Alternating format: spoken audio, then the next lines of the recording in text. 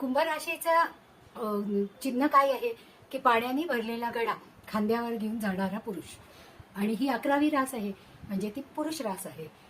आणि याचे स्वामी शनी महाराज आहेत. वायुतत्वाची ही रास आहे. त्यामुळे अत्यंत तरल बुद्धिमत्तेची, संशोधक वृत्तीची, ज्ञानी आणि विरक्तीकडे झुकणारे असे हे लोक असतात. व्यवहारामध्ये ते थोडे कच्चे असतात, पण ज्ञानामध्ये ते अतिशय उत्कृष्ट असतात.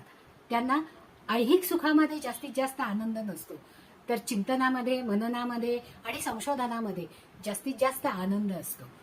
संसारात ते रमतात, नाही असं नाही, पण खूप संसार वेल्हाळलेले असतात की जे आपल्या आपल्या चिंतनामध्ये मग्न असतात आणि सतत कामामध्ये मग्न राहून आपलं सातत्याने काम करणारे असे लोक हे कुंभ राशीचे असतात.